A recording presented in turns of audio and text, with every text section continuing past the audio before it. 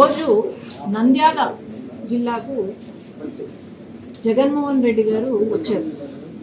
వచ్చి ఏమైనా మంచి మాట్లాడతారా అంటే ఇచ్చిన స్క్రిప్టే పదే పదే చదివారు. అసలు 5 సంవత్సరాలుగా ముఖ్యమంత్రిగా ఉన్నప్పుడు ఎప్పుడూ కనపడలేదు మా నంద్యాలలో. ఎమ్మెల్యే ఎంపీలకు మినిస్టర్లకు కూడా ఎప్పుడూ కూడా అపాయింట్మెంట్లు కూడా ఇవ్వలేని జగన్మోహన్ రెడ్డి గారు ఈరోజు వచ్చి మాట్లాడుతుంటే ఏమనుకోవాలో అర్థం కావట్లేదు. ఇప్పుడు ఫ్యాక్ట్స్ ఏంటి అంటే,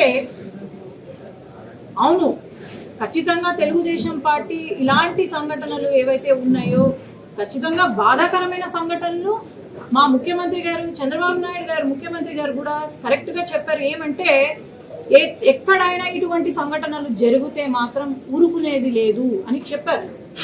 కానీ ఈ సంఘటనకు కారణం ఎవరు?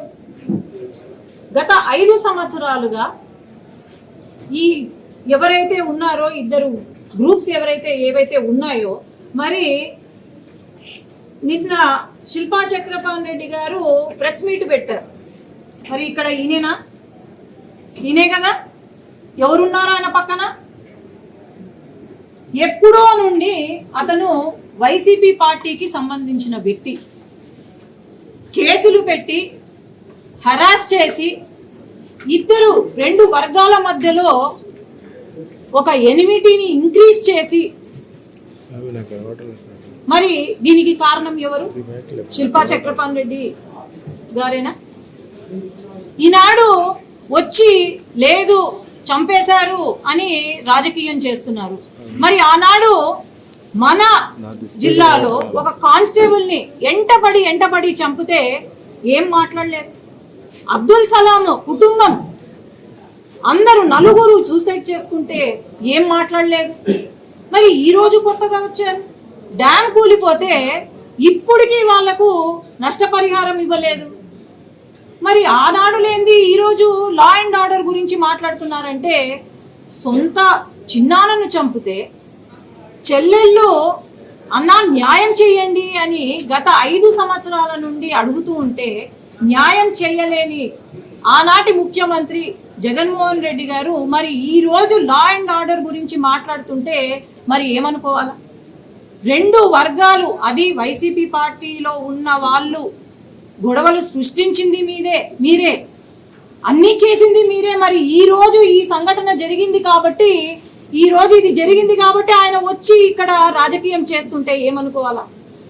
ఇది ఖచ్చితంగా మేము ఎందుకంటే స్క్రిప్ట్ చదివారే తప్ప ఇంకా ఏం లేదు. ఆయనకు ఫ్యాక్ట్స్ తెలియదు, అక్కడ ఏం జరిగిందో తెలీదు, ఏమీ తెలీదు. ఈరోజు తెలుగుదేశం పార్టీ గురించి మాట్లాడుతున్నారు. మరి సంక్షేమ పథకాలు కరెక్ట్గా అందాయా? జయమన్నంటే జగనన్న అంటున్నారు. మరి ఈ రోజు ఖచ్చితంగా చంద్రబాబు నాయుడు గారు చెప్పిందే చేస్తున్నాం. 30 రోజులైంది వచ్చి అధికారంలోకి, అప్పుడేనా ఆయన మాట్లాడేది? అలాగే ఏమన్నంటే మాటకు ముందు మాటకు తర్వాత రెడ్ బుక్ అంటారు. ఇంకా లోకేష్ అన్న రెడ్ బుక్ రాసుకున్నారే తప్ప రెడ్ బుక్ తెరవలేదు.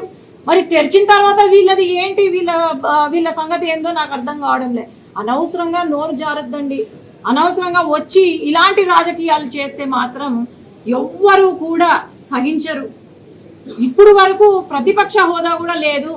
మీరు ఇలాంటి నాటకాలు, ఇలాంటి డ్రామాలు చేస్తే మాత్రం ప్రతిపక్ష హోదా కాదు కదా, మీకు పొలిటికల్ పార్టీ కూడా లేకుండా పోతుంది. నా సజెషన్ యాజ్ ఎ డాక్టర్, మీరు అక్కడ ఏదో లండన్లో ట్రీట్మెంట్ తీసుకుంటున్నారంట, దయచేసి లండన్లోనే వైఎస్ఆర్సీపీ లండన్ పార్టీ అని పెట్టుకొని మీరు రాజకీయం చేస్తే బాగుపడతారేమో అని నేను అనుకుంటున్నాను.